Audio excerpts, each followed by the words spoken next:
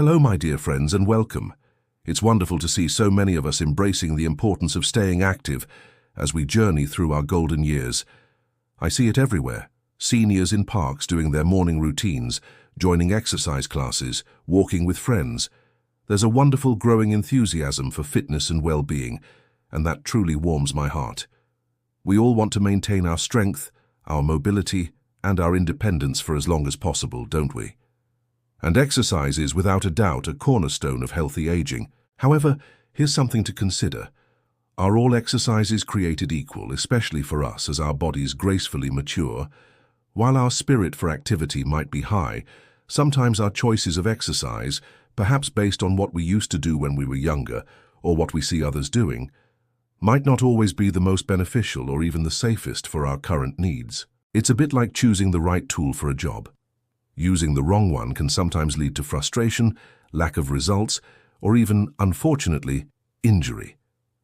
Have you ever found yourself diligently doing an exercise only to feel more aches and pains, or to wonder if you're really getting the benefits you hoped for? You're certainly not alone in that thought. Today we're going to have an honest and gentle conversation about 7 types of exercises that seniors might be spending time on, which, for various reasons, may not be the most effective or could even be counterproductive, especially when it comes to building and maintaining precious muscle mass.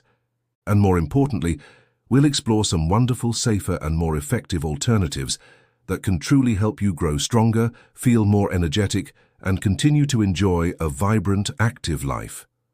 Our aim isn't to discourage activity, but to guide you towards smarter, more beneficial choices.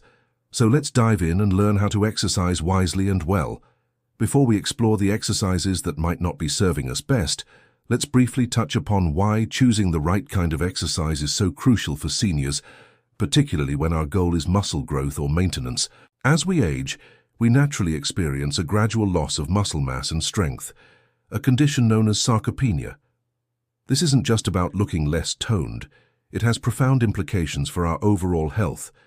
Strong muscles support our bones, aid in balance and stability, reducing fall risk, help regulate metabolism and blood sugar, and contribute to our ability to perform everyday tasks independently, from carrying groceries to getting up from a chair. So, preserving and even building muscle is key to maintaining our quality of life. However, our joints, ligaments, and cardiovascular systems also change with age. We might have a bit of arthritis, our cartilage might be thinner, our recovery times might be longer, and our heart might need to be treated with a little more gentleness. Therefore, exercises that place excessive strain on our joints, demand sudden bursts of high intensity without proper conditioning, or put us at high risk of falls or injury, might not be the wisest choices. Even if they were effective for muscle building in our younger years, the risk-to-benefit ratio shifts. We need exercises that effectively stimulate our muscles to grow or maintain their strength, but do so in a way that is kind to our bodies, sustainable, and minimizes the chance of setbacks. It's about working smarter, not just harder, and choosing exercises that are tailored to our current physiological state. With that understanding, let's look at some common exercises that might be worth rethinking. First on our list of exercises that might be less than ideal, and could even be problematic for many seniors, is long-distance running. Now, I know running has been a popular form of exercise for decades, and many people have enjoyed it throughout their lives. The image of a runner, free and energetic, is quite appealing. However, for seniors, particularly those who haven't been lifelong runners or who have pre-existing joint issues, long-distance running can be, quite frankly, a nightmare for the knees, and potentially for other joints like hips and ankles as well. The repetitive, high-impact nature of running places significant stress on the cartilage in our joints. As we age, this cartilage naturally wears down and becomes less resilient. Pounding the pavement for miles can accelerate this wear and tear, leading to pain, inflammation, and the worsening of conditions like osteoarthritis. Imagine Mr. Charles, who decided to take up running again in his late 60s to get fit. He started with enthusiasm, but soon found his knees were constantly aching, and his doctor confirmed he was aggravating his early arthritis. He was putting in the effort, but the impact was too much for his joints to handle. Beyond the joints, Long-distance running can also pose a significant challenge to the cardiovascular system of an older adult, especially if there are underlying or undiagnosed heart conditions. While cardiovascular exercise is vital, the sustained high intensity of a long run might be too demanding, potentially increasing the risk of cardiac events in some individuals if they are not well conditioned for it or have not been cleared by their doctor for such activity. It's not that running is inherently bad, but for most seniors, the potential for joint damage and the high cardiovascular demand often outweigh the benefits when there are so many safer, equally effective ways to get a good workout.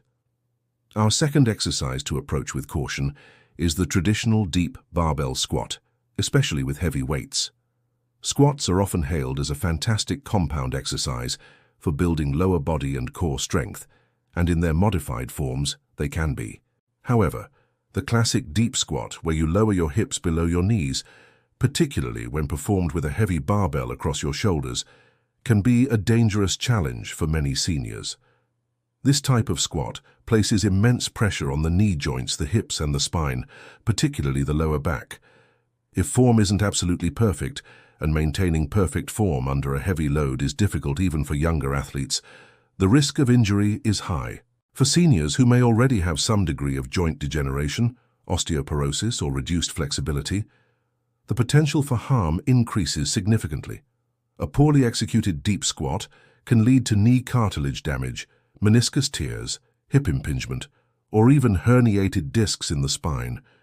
Think about the sheer compressive force on the vertebrae. Moreover, the balance required to perform a deep squat with weight can be challenging for older adults, increasing the risk of falls. And if you have any pre-existing conditions like spinal stenosis or severe arthritis, this exercise could be particularly detrimental. It's not that strengthening the leg muscles is unimportant, it's vital. But there are much safer ways to achieve this without subjecting your joints and spine to such high levels of stress and risk. We need to prioritize exercises that build strength while protecting our precious joints. Third on our list are certain advanced inverted yoga poses, like headstands or unsupported shoulder stands. While yoga, in general, offers wonderful benefits for flexibility, balance, and mindfulness, and many gentle yoga practices are excellent for seniors, these more extreme inverted poses can be, quite frankly, a disaster for the neck and potentially for the cardiovascular system as well. Think about it. Placing the entire weight of your body onto your head and neck, or even primarily on your shoulders in an unsupported way, puts an incredible amount of strain on the cervical vertebrae, those delicate bones in your neck. As we age, our discs in the spine become less cushiony, and we may have some degree of arthritis or narrowing of the spinal canal, stenosis. Forcing the neck into these extreme positions can lead to serious injuries, including disc herniation, nerve compression, or even in rare but devastating cases, an increased risk of stroke due to compression of the vertebral arteries that supply blood to the brain. I recall a story of a lady, let's call her Mrs. Agnes, who was very enthusiastic about her yoga practice well into her 70s. She pushed herself to master a headstand, and unfortunately, she experienced a severe neck sprain and persistent nerve pain that took months to resolve. Her doctor advised her that such poses were simply too risky for her age and spinal condition. Beyond the neck, being fully inverted can also cause a significant increase in blood pressure in the head and eyes, which can be dangerous for individuals with hypertension, glaucoma, or other vascular conditions. While gentle inversions, like a simple downward-facing dog with modifications, or legs up the wall pose can be beneficial, these full, unsupported head-down positions are generally best avoided by seniors to protect their delicate neck and vascular health. Our fourth exercise to reconsider is high-intensity interval training, or HIIT. It has gained immense popularity in recent years for its efficiency in burning calories and improving cardiovascular fitness. It involves short bursts of very intense, all-out effort, followed by brief recovery periods. While this can be effective for younger, well-conditioned individuals, for most seniors, HIIT can be a significant burden on the heart and may carry more risks than benefits. The rapid, extreme fluctuations in heart rate and blood pressure that occur during HIIT can be very challenging for an older cardiovascular system, If there are any underlying undiagnosed heart issues, or if blood pressure is not well controlled, subjecting the heart to such sudden, intense demands can potentially trigger arrhythmias, chest pain, or even more serious cardiac events. The risk of musculoskeletal injury is also higher with HIIT due to the explosive nature of the movements often involved, especially if form is compromised when fatigue sets in. Remember, our bodies adapt and recover more slowly as we age. Pushing to maximum effort repeatedly, even for short bursts, might not allow for adequate recovery and could lead to overtraining, excessive fatigue, or injury. While interval training in a more moderate and controlled form can be beneficial, e.g. alternating brisk walking with slower walking, the all-out nature of true HIIT is generally not recommended for the majority of seniors unless they are exceptionally fit, have a long history of intense training, and have been specifically cleared by their doctor for this type of activity. There are many ways to improve cardiovascular health and build muscle endurance that don't require such extreme levels of intensity and carry a lower risk profile. Fifth on our list of exercises to be wary of is the traditional pull-up or chin-up on a bar. These are undoubtedly fantastic exercises for building upper body strength, particularly in the back and arms, and many of us might remember doing them with relative ease in our younger days. However, for seniors, attempting pull-ups can be a significant test for the shoulders and spine, often with a high risk of injury. The sheer force required to lift your entire body weight places enormous stress on the shoulder joints, including the rotator cuff muscles and tendons, which are prone to tears and impingement as we age. Unless you have maintained exceptional upper body strength and shoulder stability throughout your life, trying to perform a pull-up can easily lead to shoulder pain, tendinitis, or more serious injuries. The spine, particularly the lower back, can also be strained if the core is not incredibly strong and able to maintain stability throughout the movement, leading to overarching and potential disc issues. Think about the mechanics. You're hanging your full body weight and then trying to pull it upwards against gravity. That's a massive demand. For most seniors, this is simply an unrealistic and potentially dangerous goal. There are many safer and more accessible ways to strengthen the muscles of the back, shoulders, and arms using resistance bands, light dumbbells, or weight machines with controlled movements that don't involve the high risk of joint strain associated with traditional pull-ups. It's about finding effective exercises that match our current capabilities and protect our joints. Our sixth exercise that warrants extreme caution for seniors is the deadlift, particularly the conventional barbell deadlift from the floor. The deadlift is a powerful compound exercise that, when done correctly by strong, well-trained individuals, can build tremendous overall strength. However, for seniors, it can represent a significant crisis for the lumbar spine, the lower back. The deadlift involves lifting a weighted barbell, or even heavy dumbbells, from the floor up to a standing position, primarily using the muscles of the legs, glutes, and back. The potential for incorrect form, especially when fatigue sets in or if flexibility is limited, is very high. Even a slight rounding of the lower back during the lift can place enormous shearing and compressive forces on the intervertebral discs, potentially leading to disc bulges, herniations, or severe muscle strains.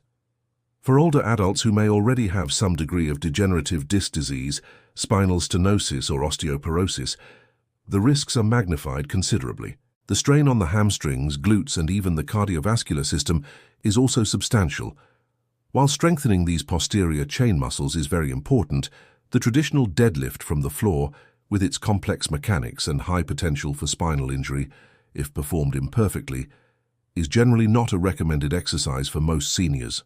There are much safer alternatives, like hip bridges, bird dog exercises, or modified Romanian deadlifts with very light weight and impeccable form under guidance, that can target these same muscle groups without placing the lumbar spine at such high risk. Protecting your back is paramount. And finally, our seventh exercise that might be doing more harm than good for many seniors is jump rope, or skipping. We might remember jump rope as a fun, energetic activity from our childhood, and it's true that it's a great cardiovascular workout. However, for seniors, it can create a double pressure on both the knees and the heart. The repetitive jumping action, even if you're trying to land softly, places significant impact stress on the knee joints, as well as the ankles and hips. Similar to long-distance running, this can aggravate arthritic conditions, lead to cartilage wear, and cause joint pain. If you have any pre-existing knee issues, jump rope is likely to make them worse. From a cardiovascular perspective, jump rope is a surprisingly intense activity. It can elevate your heart rate very quickly and sustain it at a high level, which, as we discussed with HIIT, might be too demanding for some older adults, particularly those with any heart conditions or uncontrolled blood pressure. The risk of tripping and falling is also a consideration, especially if balance or coordination is not optimal. While jump rope might seem like a simple and accessible exercise, its high-impact nature and cardiovascular intensity mean that there are generally safer and more joint-friendly ways for seniors to get their heart rate up and improve their fitness, such as brisk walking, cycling, or water aerobics. So we've identified 7 types of exercises that, while perhaps popular or effective for other age groups, might not be the wisest choices for seniors aiming for muscle growth and overall fitness without undue risk. But the good news, the truly wonderful news, is that there are so many fantastic, safe, and highly effective exercises that are perfectly suited for us. It's all about choosing correctly and exercising scientifically. Let's explore some of these beneficial alternatives. First, consider brisk walking. It's simple, accessible, and incredibly effective. Walking at a brisk pace gets your heart rate up, improves cardiovascular health, strengthens leg muscles, and is gentle on the joints. Aim for a pace where you can still talk but you feel your heart working. Water aerobics or swimming are outstanding choices. The buoyancy of water supports your body, taking almost all the impact stress off your joints. This makes it ideal for those with arthritis or other joint pain. Water also provides natural resistance, helping to build muscle strength and endurance throughout your entire body. Plus, it's often a very enjoyable and social activity. For lower body strength, instead of risky deep squats, try wall sits or chair squats. For a wall sit, you simply slide your back down a wall until your knees are at a 90-degree angle, as if you're sitting in an invisible chair, and hold. This builds quadriceps strength without straining the knees. Chair squats involve sitting down onto a sturdy chair and then standing back up, using your leg muscles. This is a functional movement that directly translates to everyday activities. Chair-assisted standing exercises are also excellent. Using a chair for balance, you can perform gentle leg lifts to the side, to the back, or calf raises. These help with balance and strengthen key leg and hip muscles. Don't forget gentle stretching and flexibility exercises. Maintaining good flexibility helps with range of motion, reduces stiffness, and can prevent injuries. Gentle yoga or Tai Chi are wonderful for this. Focus on slow, controlled movements and never stretch to the point of pain. Standing yoga poses focusing on balance and gentle strength are far preferable to inverted ones. Resistance bands are a senior's best friend for strength training.